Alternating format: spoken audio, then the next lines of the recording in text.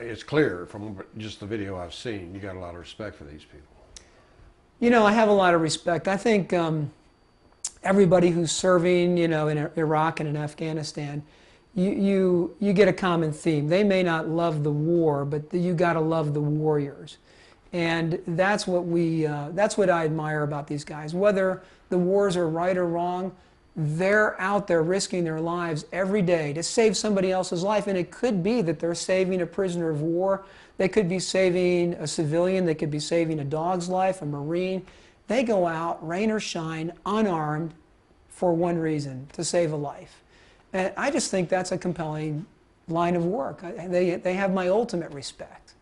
Now I want to clear up one little bit of confusion I have. You say they're unarmed, but that medic's getting off the helicopter with a rifle in his hand. Yeah, well, they carry small arms for the possibility that they might get left behind. And that's really for just their personal protection, because if the aircraft were to take on fire and they had to lift off and leave somebody behind, they don't want to leave them unarmed. Okay, but as far as defensive stuff for the ship itself, they got nothing. They got nothing. They got that. They got a Red Cross and personal weapons in case they get left behind. Aside from that, they have nothing. They have no protection whatsoever. And why is that? You would think that they would get accompanied by gunships that would protect them.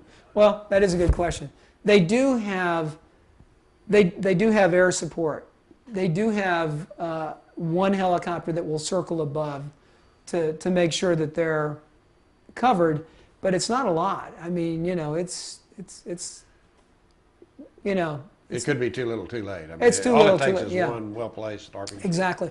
And the other thing I think that's worth pointing out is that in Afghanistan, the new technique is they will purposely injure civilians, children mainly, so that they know that a helicopter will come in to save that life. And then while the helicopter is there picking up that injured civilian, the Taliban will try to shoot it down.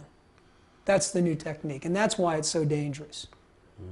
They know the Americans will come in for these civilians to save their lives, but the bad guys know that they're coming in too, and it's very dangerous now. And in a situation like that, how do they get the call? I mean, it's a civilian, a kid, as you showed us, hurt in a car wreck. I mean, how did these guys wind up getting involved in that?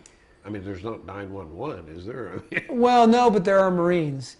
And the civilians in Afghanistan know that if there's an injury, if a child's injured, if there's a car accident, if they take that individual to the nearest Marines patrol or a small Marine base out in the middle of the desert, the Marines will call for medevac. And the medevac will be there within 15 minutes and get that civilian to the hospital. So they already know that's going to happen. Okay. They just got to find the Marines. And it's not hard to find a Marine in Afghanistan. You referred to these guys as dust-off crews. You've also referred to them as medevac. Talk to me about what each term means and where it came from. The crews are commonly known as dust-off crews. It was a name given to them in the early Vietnam War, and it's carried through today. So they're known as dust-off crews.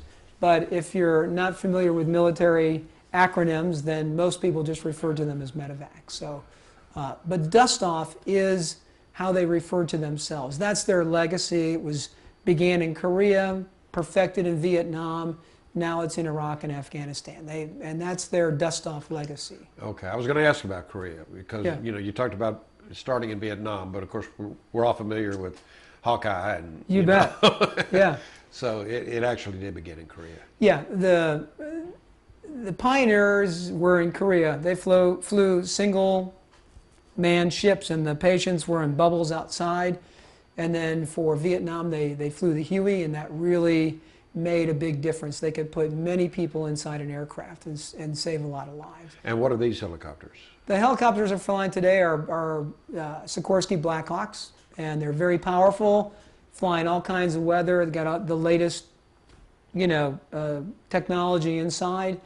And more importantly, they have a crew of 4 that really operate as a team, to save that life. There was a scene that you supplied me with, in which the medic asked you to pitch in. Tell me that Yeah. story. Well, you know, it's my first day on the job almost, and I didn't quite know what to do or what to expect. I was in the back of the aircraft, and they loaded in a civilian who was pretty severely injured, and the medic was intubating him and had to get busy putting in an IV, and he couldn't continue to intubate, and I was filming, and next thing I know, the medic's, you know, yelling at me, hey, you know, you got to pitch in. So, of course, you know, I put down the camera and you know, help out. Like any normal person would, you just pitch in. But it was my first experience, you know, doing anything medically. You know, I'm a cameraman, not a medic. How'd that go down in your head? Were you able to just Yeah, I felt good. I mean, and then as the month got longer, as I got more time, I could anticipate what it was that the medic was going to be doing in the back of the aircraft. So as I took on more missions, I was able to go, okay, he's going to need this. And so I would throw him the bandage, or I would, you know, unplug this and help him out, or I'd untangle the stretcher and throw it out for him. I mean, you know, you learn how to pitch in. So, you know, I got to be a pretty good associate medic on some of the missions. And talk to me for a minute about the wounded Marines. You know, as you mentioned earlier, this is not their best moment, you know, health-wise at least. And here you are pointing a camera in their face. What kinds of reactions did you get? It was remarkable that the Marines respected at all times the presence of a camera. I thought that sometimes when we were filming these intimate moments of these injured Marines, that they would